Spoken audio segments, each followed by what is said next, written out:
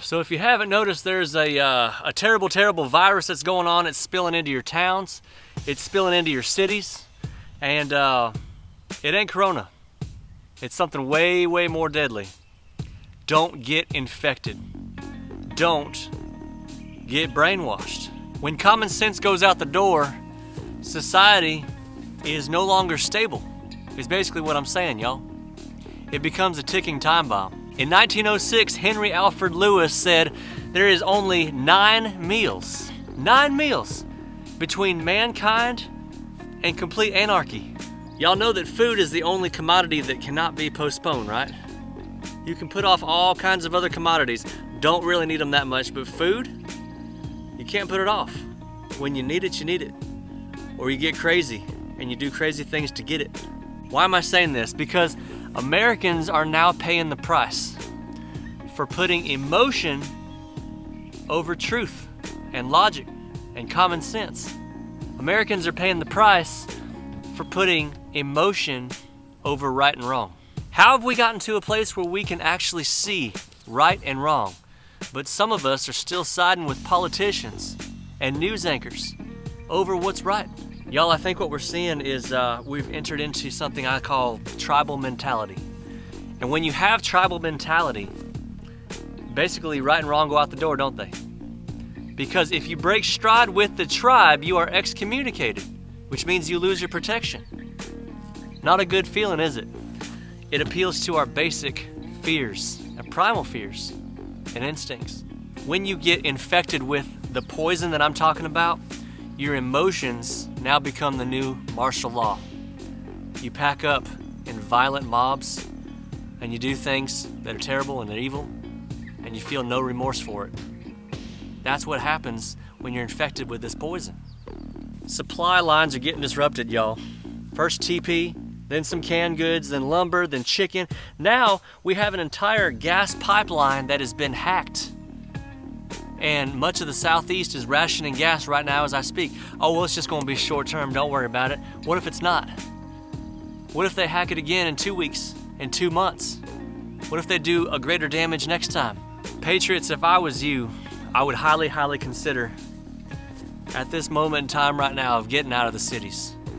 Well, that's a little bit drastic, buddy. Yeah, it may be drastic, but let me ask you a question. If you think I'm just a little bit overboard, do you really think inflation is gonna improve a whole lot in the next year or 2, 5, 10 years? You think race relations is gonna improve a whole lot in the next 5 or 10 years? What about corruption in government?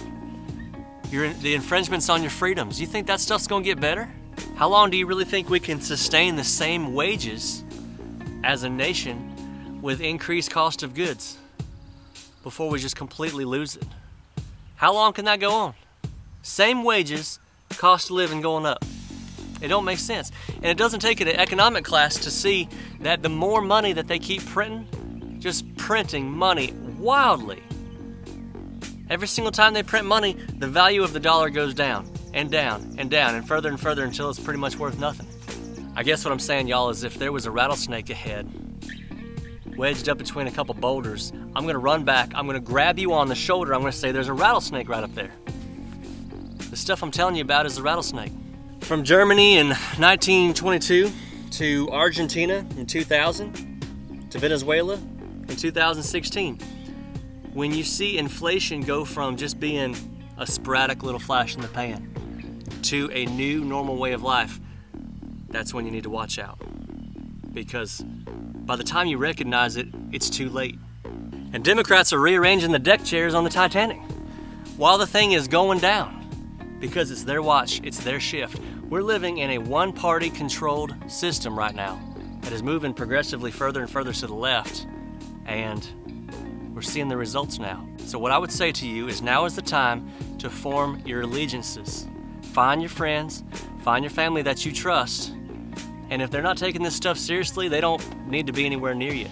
Because if they're not taking it seriously now, they definitely cannot be depended on in a life or death situation. One more thing I want to say, especially to you men, this is not a time to let your wife see you panic and talking about this 3.5 hours every single night. This is not the time for you to see your kids panic and talking about this all the time. Compartmentalize this stuff. Store it up, be silent, be quiet about it, and be ready to do what you need to do to protect your family if it all hits the fan, if these disruptions become a new way of life. Remember what's right, remember the truth that you were taught, the roots that you were brought up with, and hold tight to those because you're gonna need them. Now this channel right here is almost 500,000 strong. That's a tribe. And I promise you, the kind of people I'm gonna be counting on if it all hits the fan is folks like y'all. So be good, God bless you, stay strong. And the last thing I wanna say is, Wolverines!